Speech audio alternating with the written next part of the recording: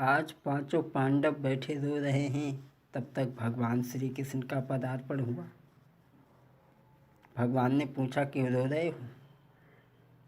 पांचों पांडवों ने अपनी सारी रो रो करके कहानी बताई तो भगवान कहने लगे, इस तरीक़ा से ऐसे रोना नहीं चाहिए। उसी समय भगवान ने पांडवों को समझा करके उनके हृदय को तसल्ली दिला करके उन्हें सुला दिया और स्वयं भगवान ने उनके सर का भार अपने सर पर ले लिया। भगवान चले कहाँ चले?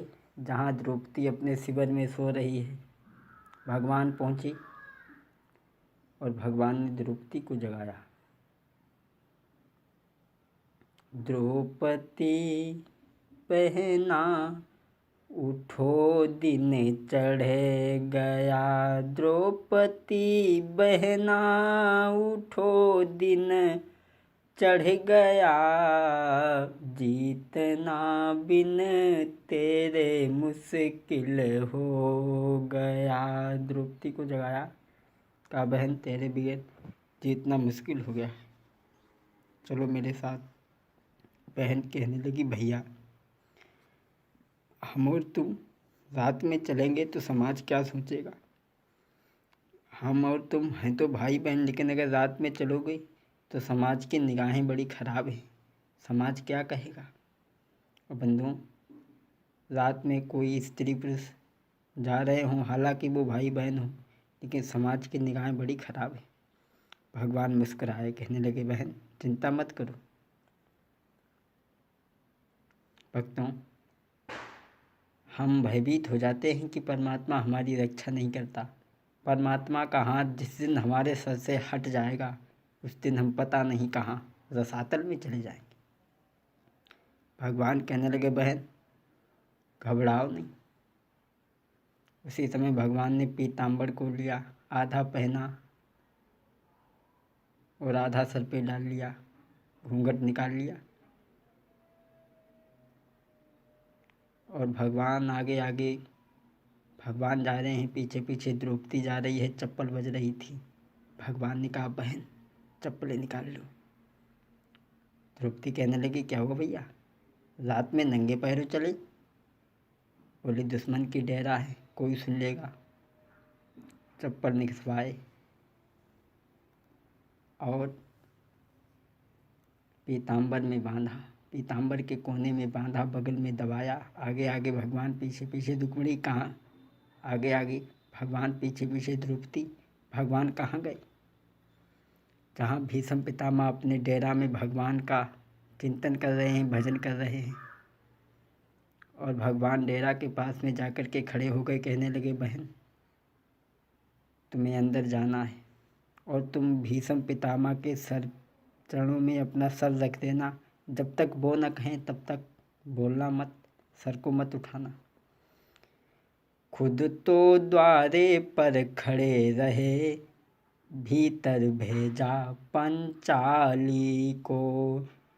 खुद तो द्वारे पर खड़े रहे, अंदर भेजा पांचाली को।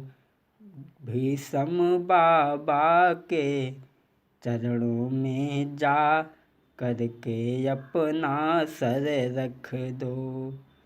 द्रौपदी को भीतर भेजा, भगवान द्वार पर ही खड़े रहे और द्रौपदी ने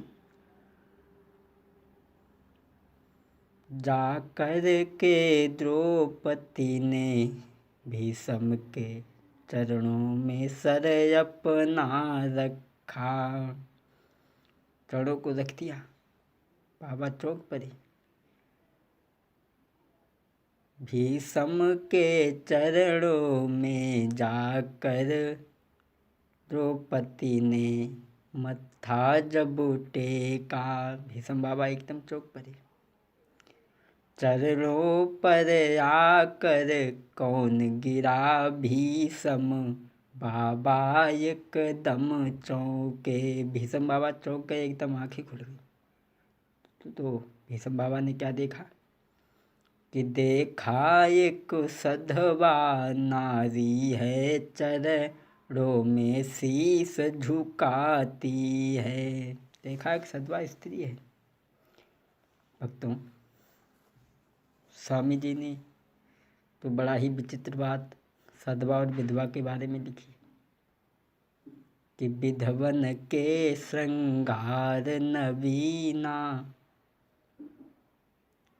एक घड़ी सधवा चाहे श्रृंगार न करे, लेकिन विधवा करेगी रोड पर देखो, हाय हाय। जबकि विधवा को रंगीन वस्त्र धारण करने नहीं चाहिए, हमारे समाज की ये परंपरा है। आज भीष्म ने देखा, पहचाना कैसे कि देखा एक सधवा नारी है, चरणों में शीश झुकाती है, उसके तन की, पहचाना कैसे, उसके तन की रंगीन साड़ी सधवापन को दर्शाती है। तो आशीर्वाद क्या दिया जाता है सधवा स्त्री को?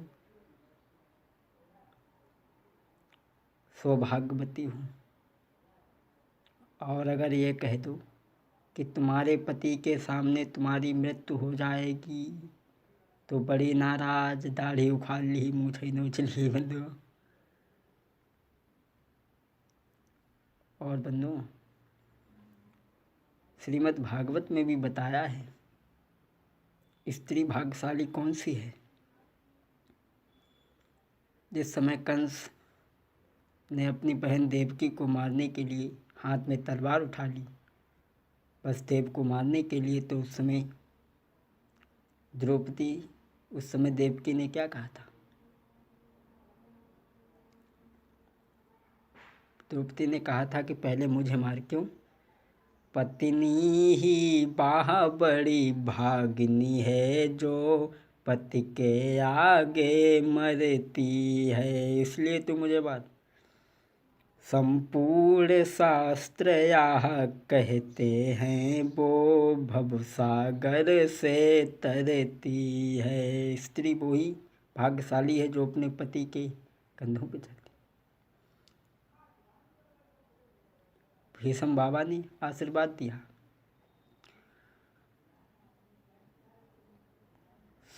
सुहागवती बेटी तुम, सौभाग्यवती बेटी तुम, ये आशीर्वाद हमारा है। सौभाग्यवती हो बेटी तुम, भव सुहागवती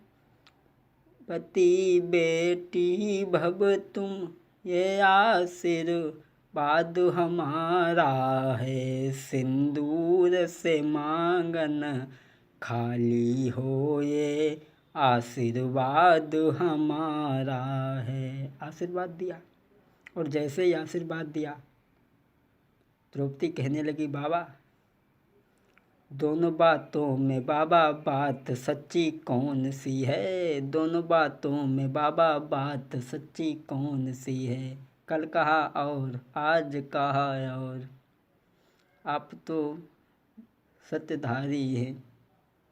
बोले, बाबा एक मिनट, पहले मुझे ये बताइए, कल तुमने दुर्योधन से क्या कहा था और आज मेरे से क्या कह रहे हो? बाबा मेरे 5 पति हैं, मैं 5 पति की नारी हूँ, यदि एक भी मारा जाएगा तो आशीर्वाद तेरा बाबा कैसे सच्चा कहलाएगा। बाबा मेरे 5 पति, अगर उनमें एक भी मारा जाएगा तो तेरा आशीर्वाद कैसे सही होगा? और जैसे ही भीष्म बाबा ने जाना कि द्रौपदी है, मैं तो सोचा था भानुमति, अरे